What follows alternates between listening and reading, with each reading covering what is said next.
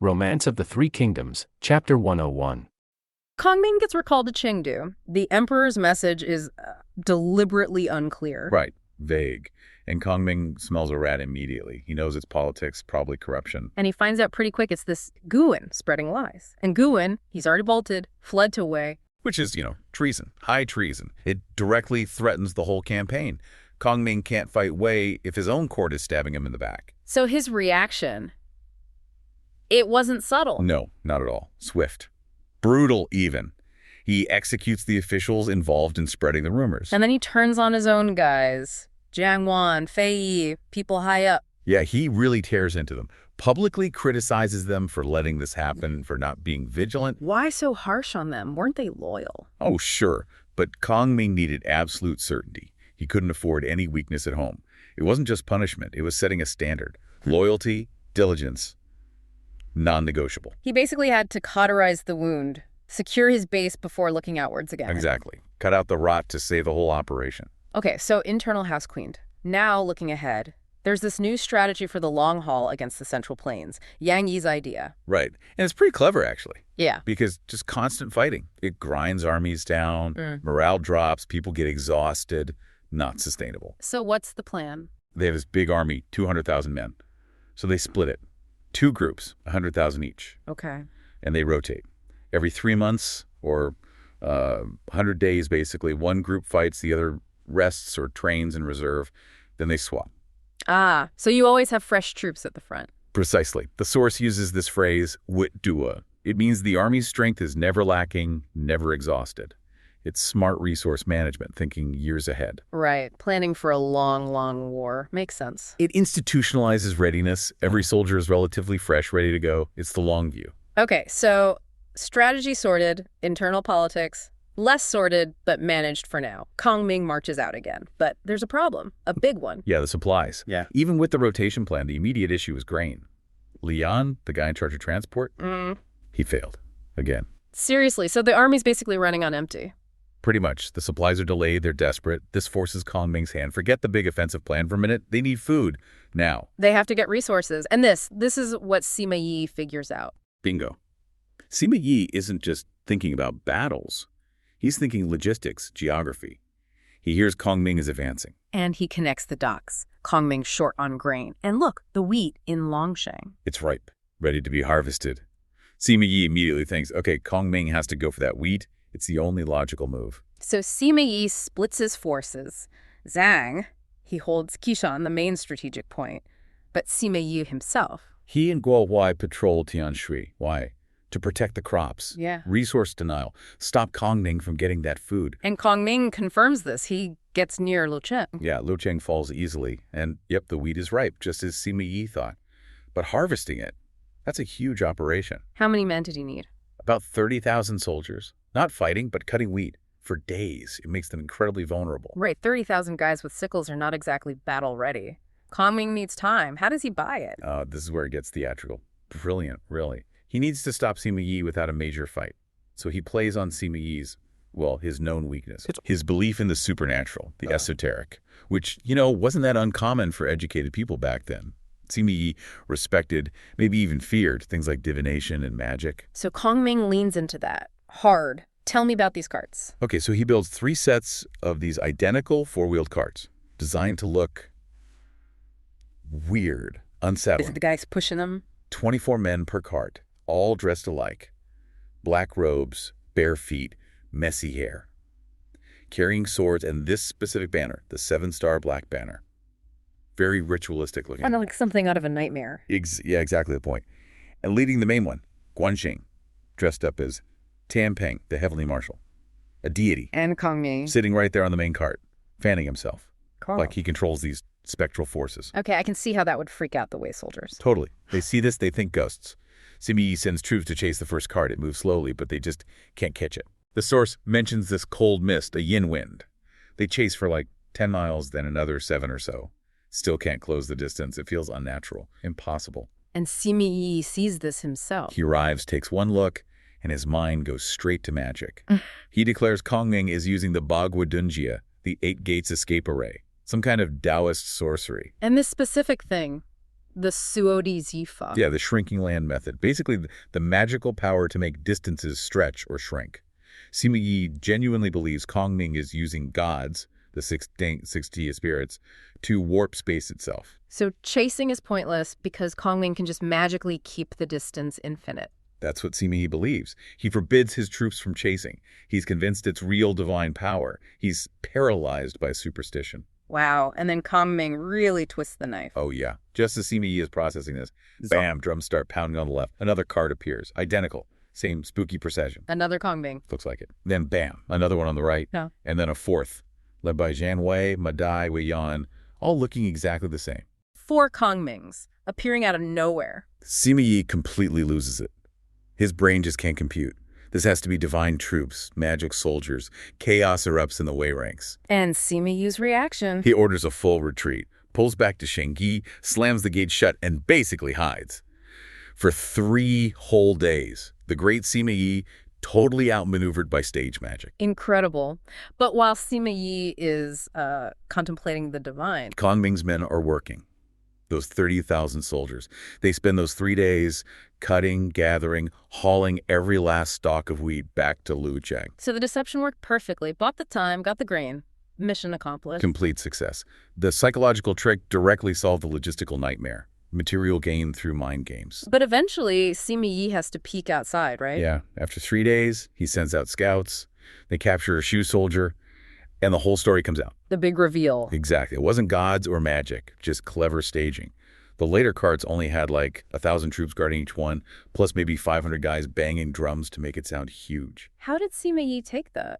You know, the source says he just sighed, resigned, admits Kongming has these mechanisms of gods coming out and ghosts going in. He recognizes the genius, even as he's furious about being fooled. Humiliation can be a powerful motivator, though. Definitely. And Guo Huai sees an opportunity. He kind of laughs at Sima Yi and points out, hey, they're probably all busy threshing that grain in Luocheng right now, vulnerable. But he suggests a night attack. Catch them off guard. Yep. Strike while they're distracted with the harvest bounty? Seems like a good plan. But this is Kongming we're talking about. Always one step ahead. Or maybe 3. Yeah. He didn't just plan the trick. He planned Sima Yi's reaction to finding out it was a trick. He knew Sima Yi would be angry, looking for revenge, and would likely try a night raid. He totally anticipated it. Knew Sima Yi would need to strike back quickly, feel vindicated, so Kongming set a trap. A counter ambush. Where? Right there in the harvested wheat fields around Luocheng, the very fields they just stripped bare. Clever. What was the setup? Meticulous. 4 generals, Zhang Wei, Wei Yan, Ma Dai, Ma Zong, each with 2,000 troops, positioned hidden at the 4 corners, northeast, northwest, southeast, southwest, surrounding the city. Just waiting. So Sima Yi and Guo Huai launched their attack. Right at the first watch, under cover of darkness, they approach the city and immediately get hit with arrows from the walls. Okay, bit of resistance may be expected. But before they can properly react, boom, Yeah. signal fires flare up, cannons roar, Yeah. and from all 4 sides, out of the darkness. Kongming's ambush springs. Exactly. The 4 hidden forces attack simultaneously. Hammer and anvil. The Wei troops are caught completely in the open, surrounded. Must have been absolute chaos. A total rout. They broke, scattered, fled into the mountains. Just devastating. Kongming's pushed the Shu army way up north. He's trying to restore the Han dynasty. This puts Wei under enormous pressure. So Wei knows they need to do something. Sima Yi's camp is thinking. Supplies. Exactly. They know Shu's supply lines are long, stretched thin. They figure if we can cut those lines, maybe we don't need a big, risky battle. Okay, so let's jump into that first move, the Wei strategy. What was the plan? Well, the sources detail General Guo Huai coming up with this idea. He suggests to Sima Yi, look, let's use these auxiliary forces we have. The Yang and Liang troops? Those ones, not the main army, and send a separate force, led by Sun Li and Guo Huai himself, to sneak around and hit Jianzhi. Sword pass. The bottleneck for Shu's grain. Precisely. It's a flanking maneuver, aiming right at the known weakness. Classic military thinking. But here's where Kongming just shines, right? He sees it coming. It's uncanny. Yeah. He doesn't just predict the move, he predicts why they'll make the move. He calls in his generals, Zhang Wei and Ma Dai. Tells them. Basically, they know we're probably low on grain. They've done the math. The logical thing for them is to try and cut the pass. Get there first. Get there first. He sends Zhang Wei and Ma Dai ahead to secure Jianzhi. Before Wei even makes their move, Kongming's already countered it. Tactical genius. Okay. But then comes the real test. Not of tactics, but of leadership philosophy. This is where it gets truly compelling. So the troops stationed at Lu City, under Kongming's direct command, their time was up. The rotation, the sources mention a 100-day limit. A strict 100-day limit. It wasn't just a guideline, it was a promise. These soldiers were due to go home. Their families were expecting them. Okay, standard procedure, but then... But then comes the alarm. Yang Yi, he's the chief clerk, the logistics guy, basically rushes to Kongming. What's he saying? He's saying, "Sir, intel reports 200,000 of those young Alang troops are coming. And they're coming fast. 200,000, okay. And we have 40,000 soldiers scheduled to leave today. We absolutely must keep them here for defense. The numbers don't lie." Okay, pause right there. Any sane commander, you would keep the troops right. Facing a force 5 times your size, you lock down, you don't let anyone leave. Isn't Kongming being almost irresponsible here? From a purely short-term tactical risk perspective, maybe. But that's where you have to understand Kongming's framework. He wasn't just thinking about the next battle, he was thinking about the foundation of his command. Which was Jin, faith, trust. Exactly. His refusal is, well, it's legendary. He says, "I command based on faith." He argues the soldiers' parents, their wives, their children, they're watching the road back home, waiting. He has to honor the rotation order. He insists on it. Even with this massive enemy force bearing down on them, he orders those 40,000 troops to pack up and leave. That very day.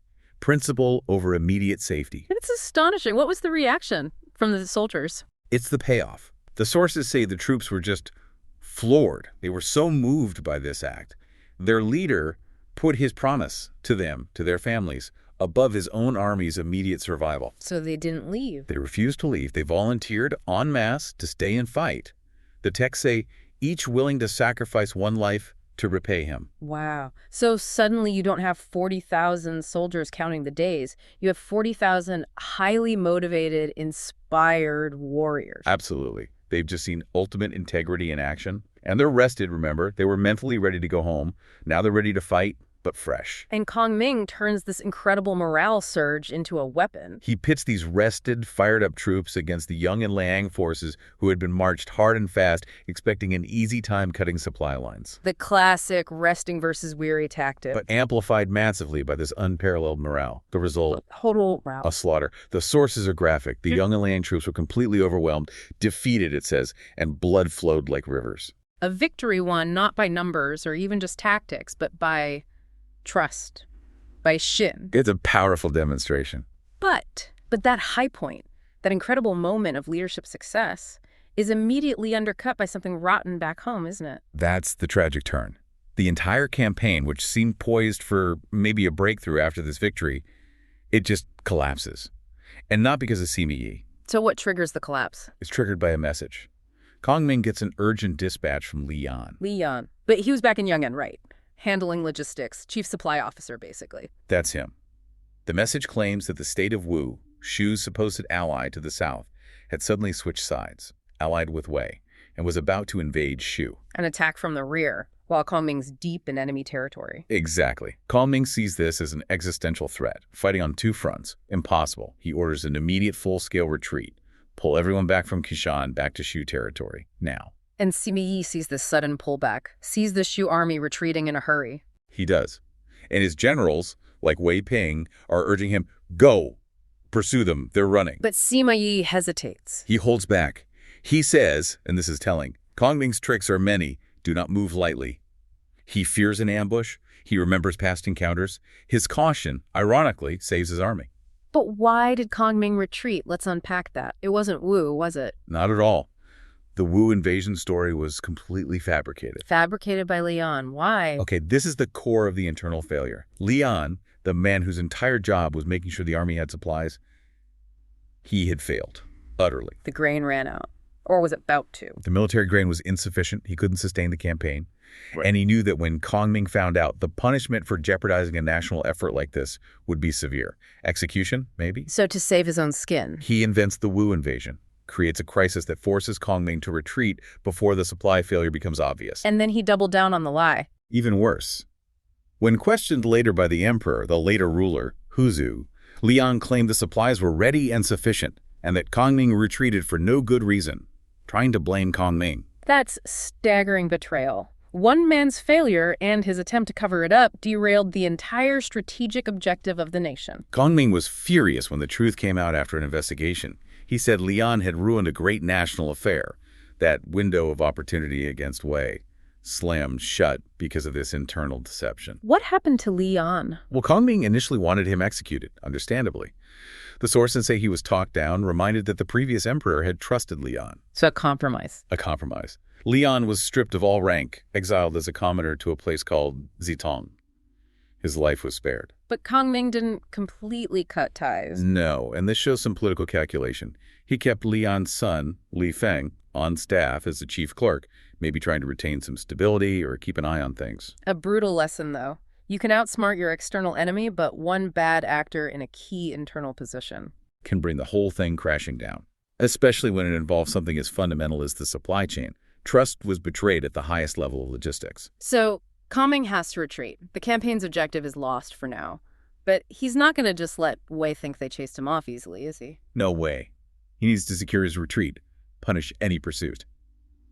And that brings us to the final deadly act of this phase, the ambush in Mumindao. And the key figure here on the Wei side is Zhang He. Right. Zhang He, a veteran general, very brave, maybe a bit reckless, he just couldn't accept Sima Yi's caution. He saw the Shu retreat as a golden opportunity. He insists on pursuing. He insists, cites his duty as vanguard commander. Sima Yi warns him repeatedly. Sources quote him saying, "You will regret it." He knows Kongming. He smells a trap. But he lets him go. Reluctantly. He agrees to send Zhang He out with 5,000 troops as the vanguard. But notice the caution. Wei Ping follows with 20,000, and Sima Yi himself brings up the rear with 3,000 reserves. He's still hedging his bets. Meanwhile, Kongming is setting the trap. Oh, yeah. He's already given secret orders. Yang Yi and Ma Zong take 10,000 archers and crossbowmen. 10,000. And hide them where? In this narrow pass called Mumindao Wooden Gate Road.